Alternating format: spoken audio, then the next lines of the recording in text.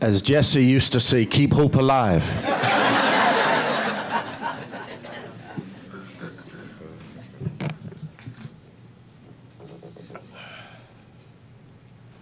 Race, resistance, and fiction. The social construction of race is one of the threads which has been used to legitimize systems of white supremacy and invoked to provide justification for the protracted dehumanization of African and African-descended people. This is well documented in both historical fact and the enduring lived experience of African and African-descended people throughout the diaspora. Bermuda, like its British colonial counterparts, in this respect is no different. It is built upon a system that was constructed to establish and preserve white power and privilege, and has served and continues to serve its masters well. In fact, race is an inextricable thread that runs through the fabric of the socio-cultural and political system in Bermuda. It is so embedded that it has long been established as normative, just the way things are. And for the most part, black and white Bermudians both play their respective parts in its maintenance. The status quo, however, is and has not been without dissenters, resistors. That is to say that the untold story of Bermuda is the story of segments of the black community that stand in an unbroken chain of resistance to this system of white supremacy. As early as 1656, with men such as Black Tom, Cabellito, and Black Harry, to women such as Affie and Sarah Sally Bassett, the poisoners in the late 1720s. The October Revolution in 1761, that is said to have involved over half of Bermuda's black population at the time. Now, I draw upon these early references only to illustrate that these issues we discuss today are not new, and in addition to point to the fact that systems of power have a resilience of their own, and they too engage in resistance in response to those who would dare to challenge, confront, or threaten their security. Now, I would like to introduce 3 definitions and then offer a series of examples to illustrate in practice the challenges posed by responses to resistance. First, I take the term race to be a fictional socio-cultural construct in a larger system of white supremacy. I will come back to what I mean by the term fictional momentarily. I'm not suggesting that race is not real and that it does not, has not, nor continues to function with destructive and dehumanizing effects. What I'm saying is that it must be understood as a construct, something that was created by people for the purpose of legitimizing the superiority of whiteness as a system of power. Second, I take the term resistance to refer to the conscious decision to reject, to refuse, to accept or comply with, to stand against what is deemed to be unjust. And here I use the phrase stand against what is deemed to be unjust rather than stand against a system of white supremacy, because much of the resistance that we have seen in Bermuda was not against a system of power, but rather against particular acts deemed to be unjust within a system of power, or persons deemed to be representative of it, a la the oligarchy or the 40 Thieves or a particular government of the day. One of the limitations of resistance and struggle up to this point in Bermuda has been the continued failure to extend analysis to a critical examination of the prevailing system of power in order to elevate the consciousness of the people to understand that standing against the symptoms of a system does not result in actions that are targeted at dismantling or transforming the system. Hence the seeming cyclical nature of resistance and struggle in Bermuda. So now let me return to the third term, fiction. I use the term fiction in its originary sense, from fingere, to form, to shape, to contrive. In this context, then, it refers to the forming or contriving of beliefs and or statements, histories, if you will, that are false, but are held to be true because it is expedient in that it serves the purpose of buttressing or propping up a system of power.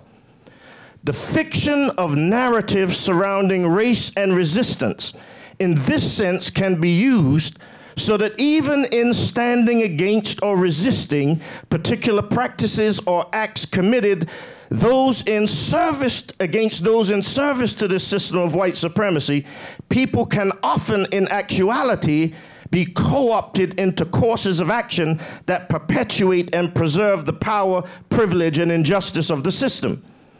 This has often led to the creation of vehicles or processes that only serve to change the location of oppressed people in Bermuda within the system of white supremacy.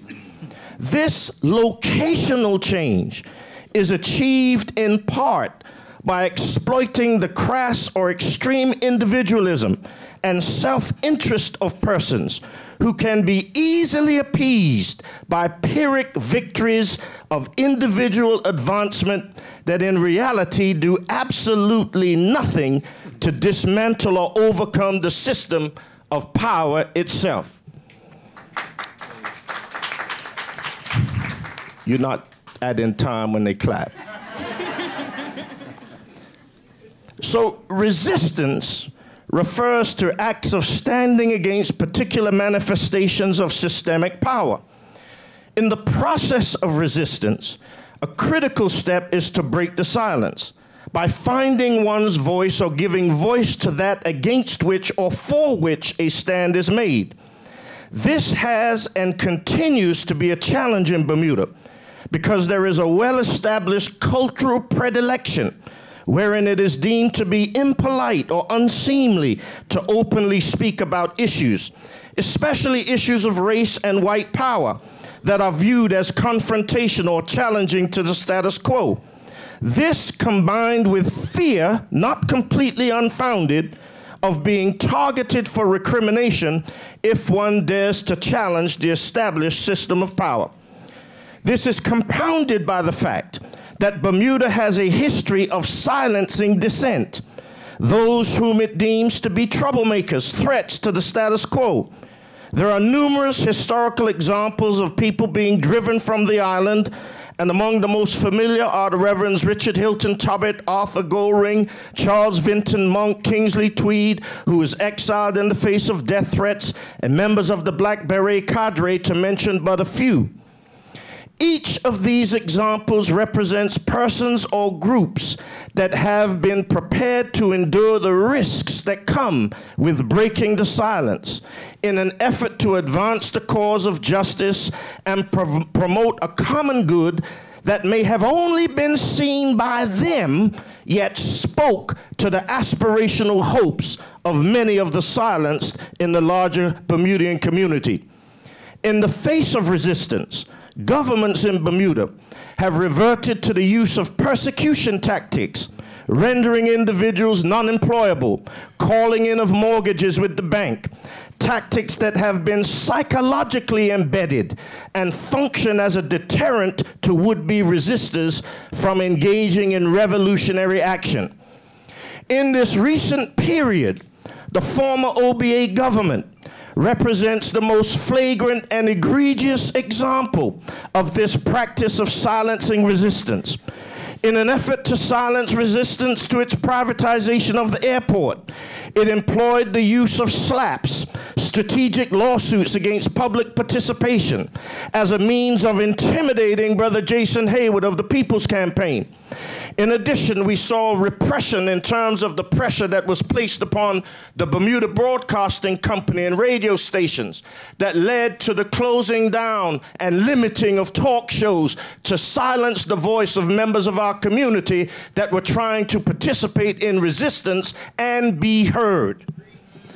Government efforts to silence resistance also employed both the threat and execution of arrest warrants, targeting protest leaders, the use of chemical weapons in the form of pepper spray, along with militarized, fully armor-clad police, as in the recent, now infamous December 2nd, 2016 pepper spray attack against unarmed protesters. The larger culture of silence that pervades Bermuda in the face of such acts is evident in the almost universal silence in the face of government actions that violated basic human rights. This silence included the Human Rights Commission and other groups around these flagrant abuses of government power to nullify freedom of assembly, free speech in an effort to neutralize existence. One more sentence.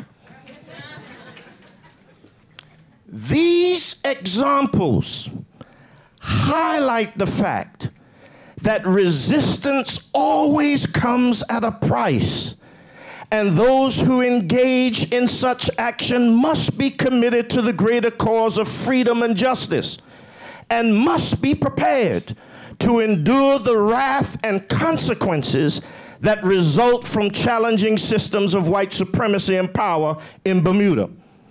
In conclusion, I trust that these cursory remarks can contribute to advancing our understanding of the need for engaging these issues of race and resistance at a systemic and structural level, so as to break once and for all the vicious cyclical nature of resistance and struggle and put us on a trajectory of freedom and justice.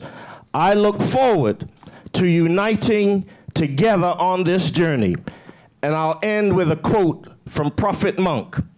There is a poor blind Samson in this land, shorn of his strength and bound in bonds of steel. There is being perpetrated in Bermuda today one of the most brazen-faced pieces of rascality. Forward ever, backward never. Keep the faith.